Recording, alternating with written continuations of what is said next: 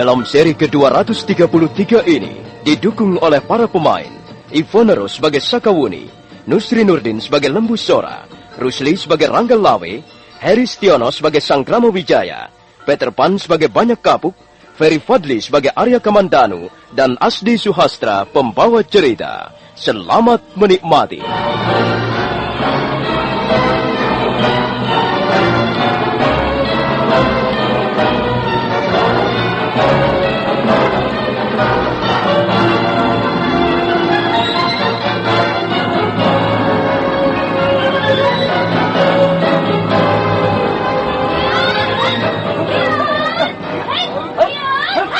Setelah pertarungan berlangsung 10 jurus, nampak Sakawuni mulai terdesak.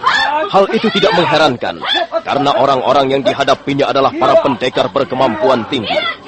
Kalau sampai sekarang ini mereka mengeroyoknya, bukan berarti mereka tidak berani menghadapi Sakawuni sendiri.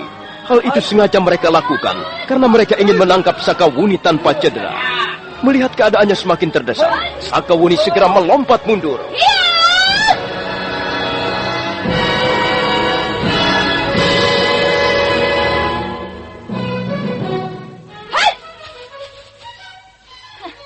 Kurang ajar. Orang-orang Majapahit bisanya hanya main keroyok. Baik, tapi aku tidak akan menyerah begitu saja. Lihat, apa yang akan kulakukan sekarang ini. Sekalipun harus mati, aku yakin aku tidak akan mati sendirian. Salah satu di antara kalian juga pasti akan mampus. Hiat, hiat, hiat, hiat, hiat, hiat, hiat, hiat.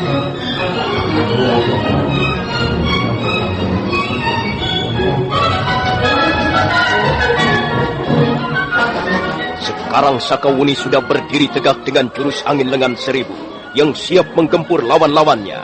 Lembu Sora segera tahu bahwa anak gadis itu sudah mempersiapkan ilmu andalannya. Karena itu, dia memberi isyarat pada teman-temannya agar lebih waspada. Hati-hati, Rangga Lawe. Anak itu rupanya akan menggunakan jurus andalannya. Benar, Paman Lembu Sora. Gusti Sang Krama Wijaya telah menceritakan betapa hebatnya jurus pukulan yang dimiliki gadis gendeng itu. Untung Gusti Sang Krama Wijaya waktu itu menggunakan baju zirah. Aku tidak ingin salah satu di antara kita menjadi korban, atau Sakawuni sendiri menjadi korban. Iya, kalau begitu, serahkan soal ini padaku, Paman. Apa yang akan kau lakukan, Lawe? Aku akan mencoba menghadang pukulan gadis itu dengan ajian kulit wajah, Paman. Apakah kau yakin mampu menahannya? Aku yakin, Paman Lembu Sora. Aku yakin sekali. Sekalipun gadis itu punya pukulan maut, pastilah dia belum berpengalaman. Ilmunya tentu belumlah sempurna.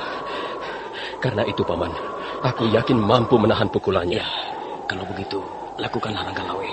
Tapi berhati-hatilah. Baik, Paman. Rangga Lawe kemudian duduk bersila di atas rumput. Matanya terpejam, dan dia mulai mengatur pernafasannya. Kedua belah tangannya disilangkan di depan dada. Mulutnya komat kamit, seperti mengucapkan mantra. Pada saat itu, Sakawuni sudah siap untuk melontarkan pukulan mautnya. Gadis itu membungkuk 2 kali sebelum menyerang ke arah Lembu Sora. Pada saat itulah, Rangga Lawe melompat ke depan dan memberikan dadanya agar menjadi sasaran pukulan angin lengan 1000.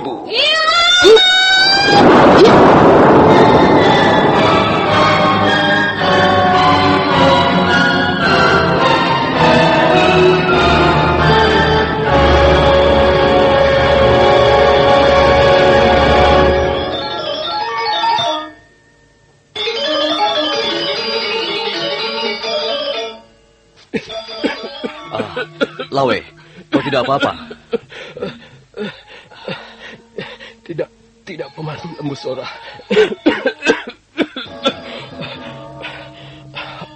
Aku tidak apa-apa. Aku hanya terkejut. Pukulannya benar-benar dahsyat. Dadaku rasanya mau pecah, Paman. Napasku menjadi sesak. Tapi Paman Lembu Sora, tidak perlu khawatir. Aku akan bisa mengatasinya. Ya, syukurlah kalau begitu. Sakawuni pingsan. Tubuhnya terpental ke belakang ketika tenaga pukulannya membentur dadamu. Bocah gendeng itu benar-benar berbahaya, Paman. Ya, baru sekali ini aku melihat seorang gadis buas seperti seekor harimau lapar. Orang seperti Sakawuni ini bisa sangat kejam. Karena itu, dia harus diamankan.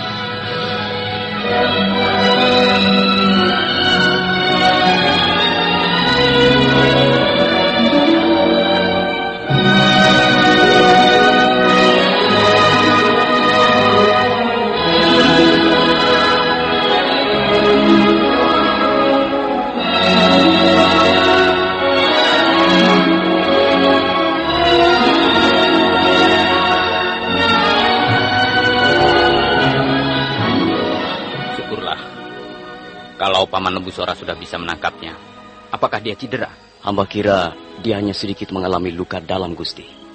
Ketika pukulan mautnya membentur tenaga dalam Ranggalawe, dia terpental ke belakang dan jatuh pingsan. Tapi menurut Rapodang, sekarang dia sudah sadarkan diri kembali. Sekarang di mana dia? Gadis itu terpaksa kami ikat kedua belah tangan dan kakinya, Gusti. Iya, Gusti. Demi menjaga keamanan, Sakawuni terpaksa kami ikat di sebuah pohon yang cukup besar.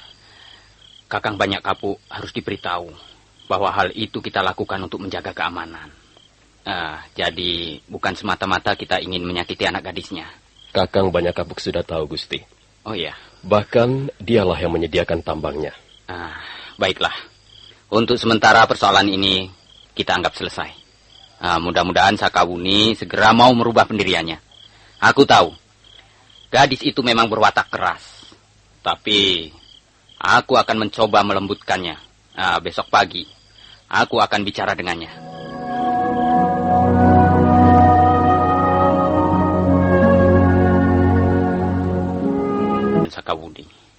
Sakawuni, apakah kau tidak bisa memaafkan kesalahan orang tuamu? Apakah aku harus memaafkannya? Kau pasti tahu, Sakawuni. Semua orang bisa saja berbuat kesalahan. Tidak ada manusia yang sempurna. Cobalah kau tengok dirimu sendiri. Apakah kau merasa tidak pernah membuat kesalahan? Aku bukan orang suci. Apakah kau tahu artinya suci? Suci artinya bersih. Dan jika seseorang ingin menjadi bersih, dia harus mau menyapu kotoran-kotoran yang melekat di dalam hatinya. Pertama kali dia harus mau mawas diri. Mau melihat ke dalam dirinya sendiri. Jangan hanya menyalahkan orang lain saja. Kedua, dia harus mau jujur kepada dirinya sendiri. Dia harus mau mengakui kelemahannya, kekurangannya, dan ketiga, dia harus rendah hati. Dia harus merasakan bahwa dirinya kecil. Ketahuilah, Sakawuni, orang yang mau minta maaf atas kesalahannya, berarti dia sudah memenuhi persyaratan untuk bersih diri. Dia mawas diri, dia jujur pada dirinya sendiri dan rendah hati. Itulah yang sekarang ini telah dilakukan oleh Kakang Banyak Kapuk, ayah kandungmu, Sakawuni. Aku tidak percaya apa yang baru saja kau katakan, Sanggrama Wijaya. Apa alasanmu untuk tidak percaya? Bagiku, Banyak Kapuk adalah manusia yang paling kotor dan paling hina di muka bumi ini. Dia sudah mencemarkan ibuku dan menelantarkan hidup kami. Ya, itu semua karena keadaan yang memaksanya berbuat begitu, Sakawuni. Kakang Banyak Kapuk adalah salah seorang pembesar negeri. Dia menjadi milik orang banyak, dan selama ini dia sudah banyak berbuat jasa pada negara. Apakah orang yang sudah berjasa pada negara bisa berbuat semau-maunya? Apakah dia bisa membuang kotorannya di sembarang tempat? Apakah dia diperbolehkan mencabuti tanaman orang lain? Tentu saja dia tidak boleh berbuat semau-maunya, Sakawuni. Sekalipun dia sudah berjasa, dia masih terikat oleh hukum. Baik hukum tertulis maupun tidak tertulis. Kalau sampai dia berbuat semena-mena, karena merasa telah berjasa, pada saat itu juga jasa-jasanya lenyap kembali, Sakawuni. Itulah yang telah dilakukan Banyak Kapuk. Mungkin di zaman pemerintah Singasari, dia dianggap berjasa. Atau mungkin juga sekarang ini dia ikut berjasa membangun pedukuhan Majapahit. Tapi bagi Sakawuni, dia tidak lebih dari seorang laki-laki yang tidak bertanggung jawab. Dia datang ke desa kami hanya untuk membuang kotorannya. Dan sekarang kotorannya itu telah meracuni hidup kami selama-lamanya. Sakawuni, kau jangan terlalu mementingkan dirimu sendiri. Ada hal-hal yang di luar dirimu yang perlu juga kau perhatikan, Sakawuni. Kukira semua orang mementingkan dirinya sendiri. Kita semua hanyalah menjadi boneka-boneka kepentingan diri kita sendiri. Kau kira kau tidak mementingkan dirimu sendiri, Sanggarma Wijaya? Sakawuni, kalau aku hanya mementingkan diriku, aku tidak perlu tinggal di Bedukuan Majapahit ini. Apa enaknya tinggal di tempat seperti ini, Sakawuni? Semua orang tahu, aku masih mempunyai keturunan darah bangsawan. Aku bekas salah seorang pangeran Singasari. Aku mempunyai kesempatan yang cukup leluasa untuk bisa hidup senang di tempat lain. Bukan di tengah hutan seperti ini, Sakawuni. Gusti Sanggrama Wijaya, ampun Gusti. Ampunilah kesalahan anak hamba, Gusti. Sudahlah, Kakang Banyak Kapu. Sekarang ini Sakawuni sedang mengalami kekacauan pikiran, Kakang. Lebih baik kita tinggalkan saja dulu dia di tempat ini. Kita harus bisa memaklumi keadaannya, Kakang.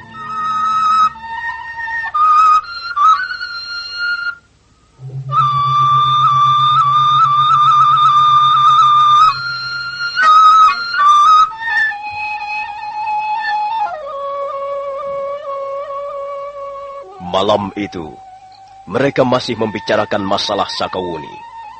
Sudah 2 hari 2 malam, Sakawuni diikat di bawah pohon. Dia sama sekali tidak mau makan atau minum.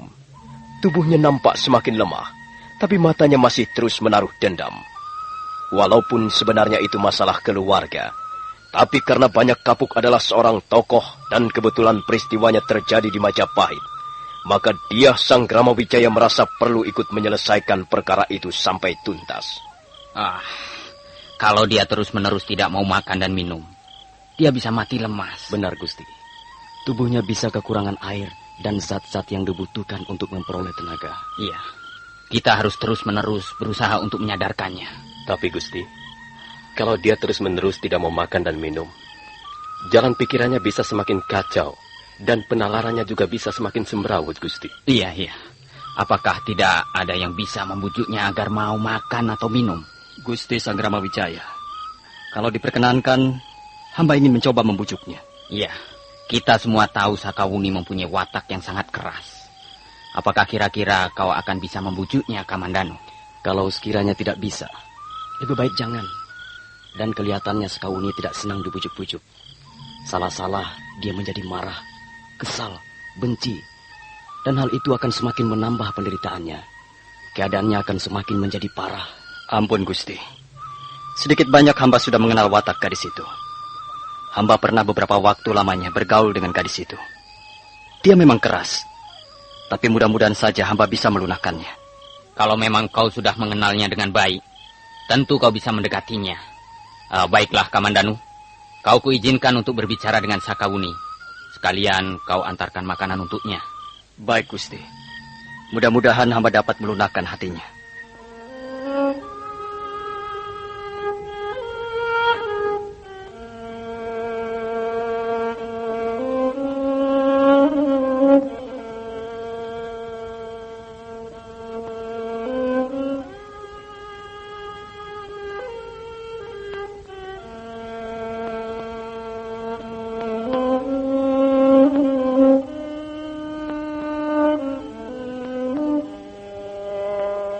Wuni?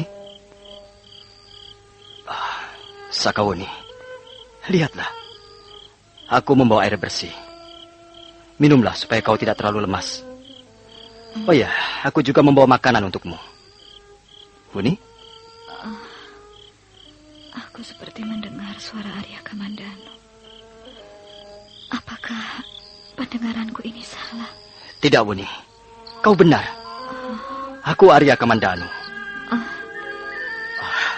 Kau mau minum bukan? Ayo, minumlah. Mari aku bantu.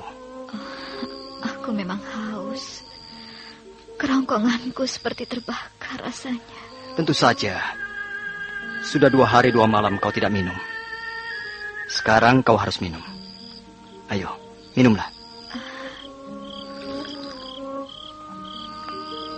Nah, begitu bukankah lebih baik?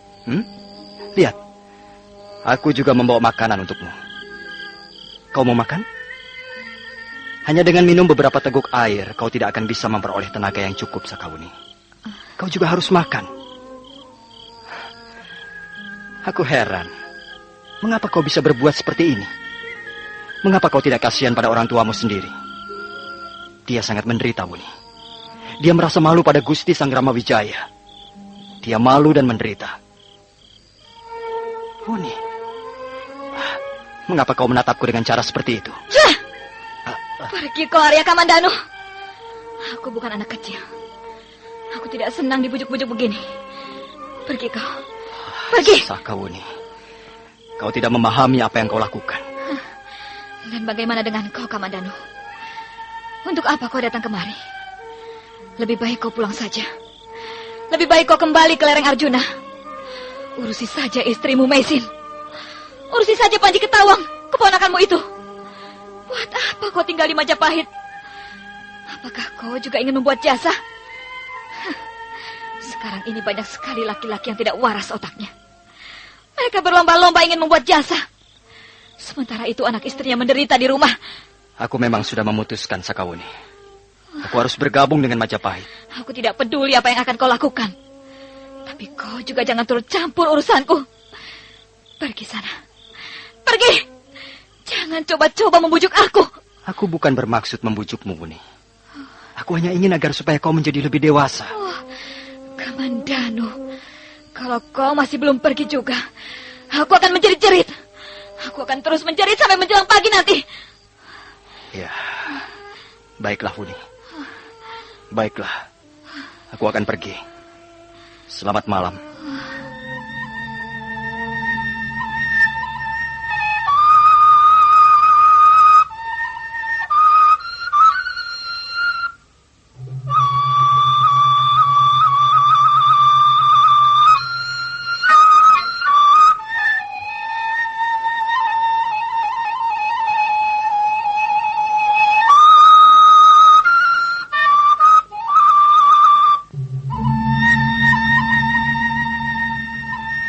Ampun, Gusti.